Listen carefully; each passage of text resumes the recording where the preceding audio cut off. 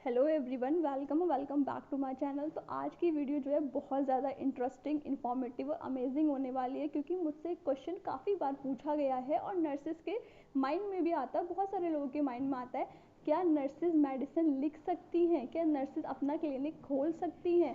तो ऐसे जो क्वेश्चन हैं आपके, उनको आज हम डील करने वाले हैं, डिटेल में डिस्कस करेंगे। और एक जो कोर्स है आपका nurse practitioner in critical care, इसके बारे में आपको पूरे डिटेल में इंफॉर्मेशन देने वाली हूँ कि ये कोर्स क्या होता है, इसे कौन कर सकता है, इसके बेनिफिट्स क्या क्या होंगे, सैलरी आपकी कितनी होगी, आपका ये कोर्स इंडिया में अवेलेबल है या नहीं है।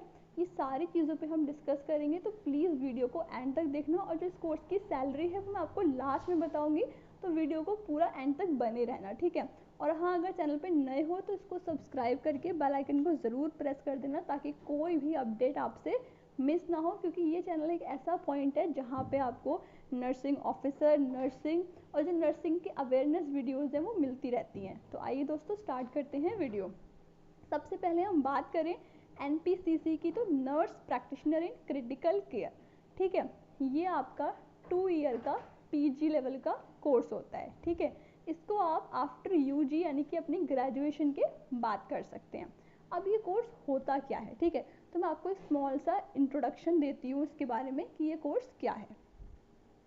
तो देखो, जो नर्स प्रैक्टिशनर है ना, इसमें क्या होता है कि जो हमारी नर्सेज होती हैं उनको हम हाईली ट्रेन करते हैं, उनको नॉलेज प्रोवाइड करते हैं, उनको स्किल्स सिखाई जाती हैं ऐसी कि जो आपके टर्शरी लेवल पे पेशेंट्स हैं, क्रिटिकली इल पेशेंट्स हैं, उनसे वो डील कर सके, उनको जो है वो केयर प्रोवाइड कर सकें, ठीक है।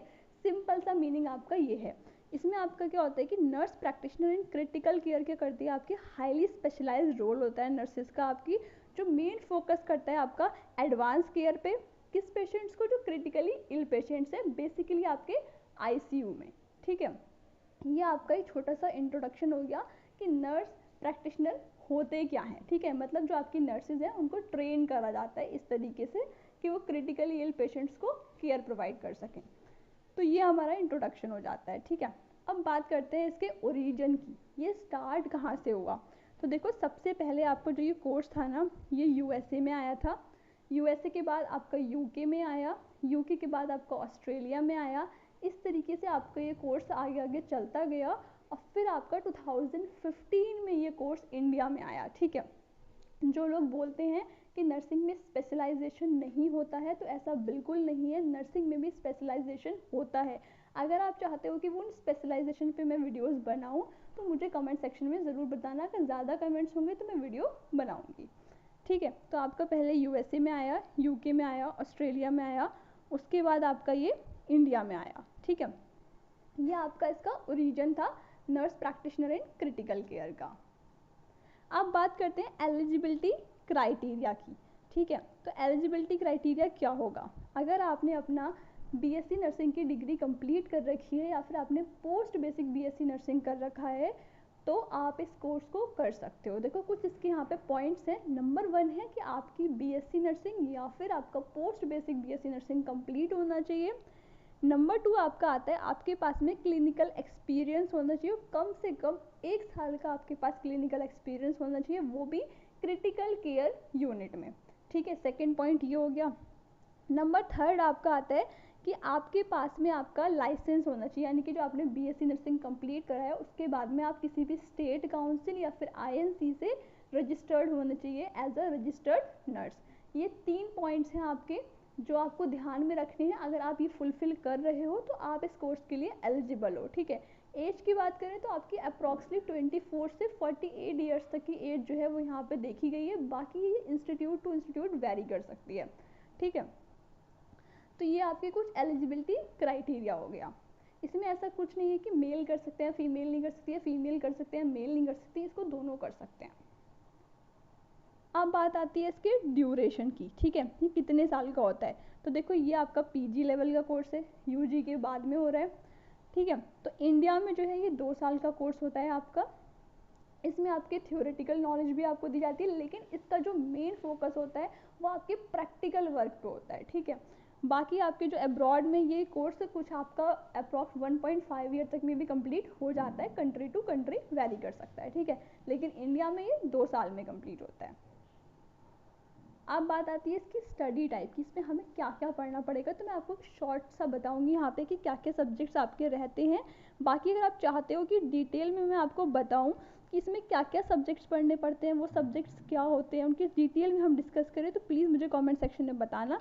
ज़्यादा कमेंट्स होंगे तो मैं डेफिनेटली वीडियो बनाऊँगी, ठीक है। तो देखो इसमें क्या होता है कि बेसिकली इस कोर्स का एम ही यही है कि आपको इस तरीके से ट्रेन करा जाए कि आप जो पेशेंट को केयर दो वो आपकी क्या हो, एडवांस लेवल की हो, एविडेंस बेस्ड केयर होनी चाहिए, और आप जो टर्शियरी लेवल पे काम कर सको, ठीक है। क्योंकि टर्शियरी लेवल पे नर्सेज की बहुत ज़्यादा डिमांड होती है। तो सबसे पहले हम बात कर लेते हैं इसके सब्जेक्ट्स की। इसमें आपके एडवांस पैथोफिजियोलॉजी, आपकी फार्माकोलॉजी आती है, और आपके एडवांस असेसमेंट और डायग्नोस्टिक्स आते हैं, कुछ कुछ क्रिटिकल केयर नर्सिंग मैनेजमेंट आता है, ठीक है। और कुछ ethics and legal issues critical care भी आपका एक सब्जेक्ट होता है, वो आपको यहाँ पे पढ़ना पड़ता है। रिसर्च और एविडेंस बेस्ड आपकी कुछ यहाँ प्रैक्टिसेस होती हैं, तो उसके रिगार्डिंग भी आपकी यहाँ पे स्टडी कराई जाती है, ठीक है। बाकी सब्जेक्ट्स की मैं डिटेल में वीडियो अलग से बना दूंगी, ठीक है। तो अब बात आती है कि क्या इसमें नर्सेज जो हैं वो ड्रग प्रिस्क्राइब कर सकती हैं। तो देखो वो मैं आपको बताने वाली हूँ कि नर्सेज ड्रग प्रिस्क्राइब कर सकती हैं या नहीं कर सकती हैं।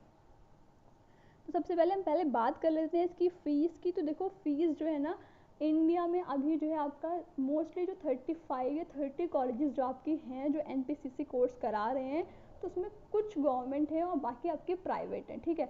तो आप आइडिया लगा सकते हो कि जो गवर्नमेंट कॉलेजेस हैं उनकी फ़ीस आपकी कम होगी, और जो प्राइवेट हैं उनकी फ़ीस आपकी जाहिर सी बात है कि ज़्यादा ही होगी। तो अभी कोई फिक्स यहाँ पे मैं आपको किसी पर्टिकुलर कॉलेज की नहीं बता सकती, लेकिन इसमें आपकी फ़ीस जो होती है वो इंस्टीट्यूट टू इंस्टीट्यूट वेरी कर जाती है। अब आती है सबसे इम्पॉर्टेंट बात कि इसमें रोल क्या होगा नर्स का, ठीक है।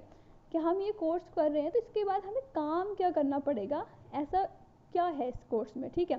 तो नंबर 1 आपका आता है, इसमें क्या है, आपको असेसमेंट और डायग्नोस करने का पेशेंट को मौका मिलता है, ठीक है। क्योंकि बेसिकली क्या होता है कि नर्सिंग डायग्नोसिस बनाती हैं, बट वैसे डायग्नोसिस नहीं बना सकती, लेकिन यहाँ पे आप पेशेंट का असेसमेंट कर सकते हो, डायग्नोस कर सकते हो उसको, ठीक है।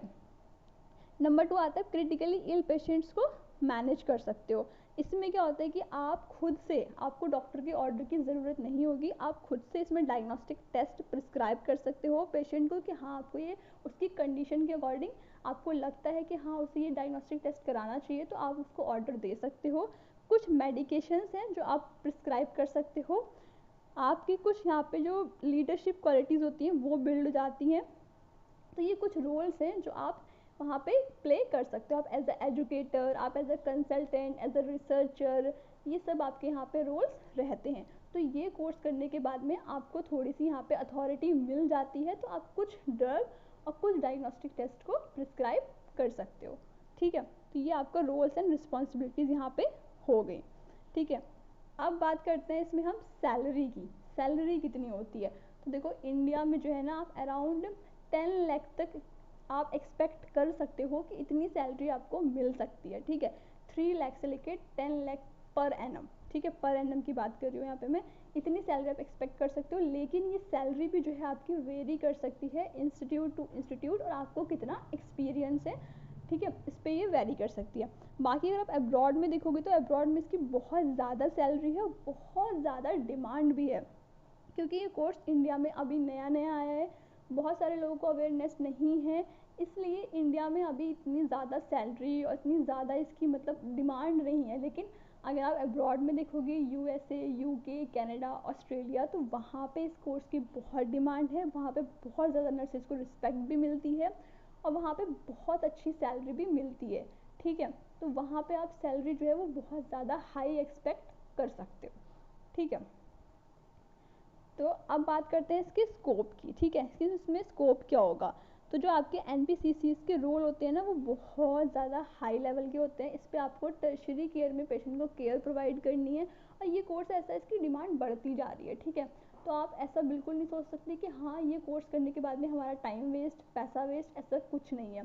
इंडिया में भी जितनी ज़्यादा अवेयरनेस बढ़ेगी उतनी ही ज़्यादा इस कोर्स की डिमांड बढ़ेगी। और एक चीज़ और, नर्सेज की बहुत डिमांड है टर्शरी लेवल पे, अगर वो केयर प्रोवाइड कर सकें और बेसिकली आपके क्रिटिकली इल पेशेंट्स को केयर प्रोवाइड कर सकें अगर, तो ठीक है। तो अब आप देख सकते हो कि यहाँ पे जो ओवरऑल ये कोर्स है ये बहुत ज़्यादा बेस्ट कोर्स है।